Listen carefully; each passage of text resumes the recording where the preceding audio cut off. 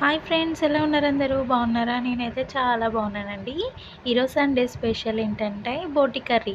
మనం ప్రతి Sunday special అనే చెప్పుకోవాలండి. ఎందుకంటే వర్క్ చేసేవాళ్ళు ప్రతి ఆదివారం ఇంటికాడనే ఉంటారు కాబట్టి ఏదో ఒకటి స్పెషల్ వండుకుంటారు.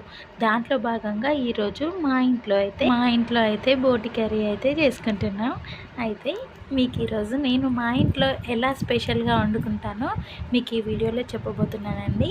అంతవరకు మన ఛానల్ని ఎవరైనా సబ్స్క్రైబ్ చేయకుంటే సబ్స్క్రైబ్ చేసుకోండి, లైక్ చేయండి, షేర్ చేయండి. Thank you. చూసేద్దాం వీడియోకి. అయితే ఫస్ట్ బోటీని హాఫ్ కేజీ బోటీ ఉందండి, దాన్ని తీసుకొని బాగా కడుక్కొని ఫ్రెష్గా చేసుకోవాలి.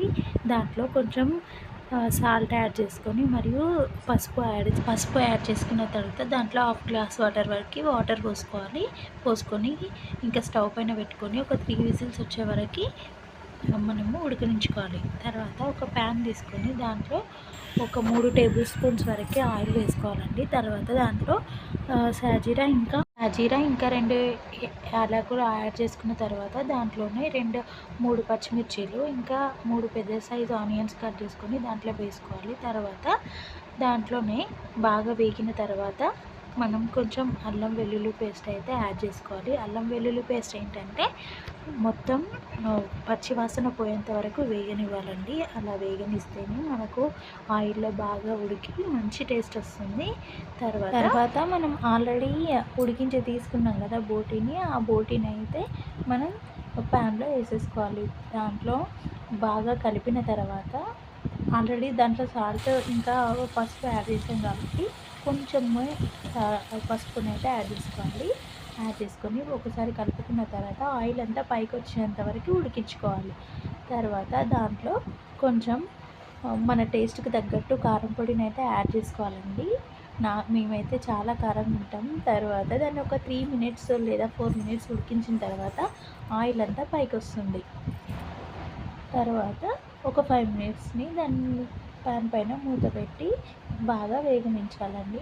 వేగించిన తర్వాత ముందుగా మనం తీసుకున్న టమాటాలని 2 పెద్ద సైజు టమాటాలని దాంట్లో వేయాలి. టమాటాలు వేస్తే బోటి కర్రీ మస్తు టేస్ట్ అనిపిస్తుంది. దాన్ని ఆయిల్లో ఉడికించిన తర్వాత మన టేస్ట్కి తగ్గట్టు సాల్ట్ అయితే యాడ్ చేసుకోవాలి. తర్వాత మనకు బాగా గ్రేవీ కావాలంటే గ్లాస్ వాటర్ వేసుకోవాలి. ఇంకా కొంచెం ఎక్కువ కావాలంటే 1 గ్లాస్ వాటర్ వేసుకోవాలి. తర్వాత బాగా ఉడికించాలి. దాంతోపాటు కొత్తిమీర, కరివేపాకు వేసుకొని తర్వాత బాగా ఉడికిన తర్వాత అయితే కొంచెం గరం మసాలా యాడ్ చేసుకోవాలండి. గరం మసాలా వేస్తేనే కదా మనకి టేస్ట్ ఇంకా స్మెల్ వస్తుంది. నేనైతే నా టేస్ట్కి తగ్గట్టు ఒక లెమన్ అయితే తీసుకుంటానండి. లెమన్ యాడ్ చేసి మస్తు టేస్ట్ అనిపిస్తుంది అనమాట. లెమన్ ఇంకా కారంని కొట్టివేస్తుంది. లెమన్ వేసుకొని చూడండి, ఒక హాఫ్ సైజు లెమన్ తీసుకొని లెమన్ యాడ్ చేసుకుంటున్నానండి.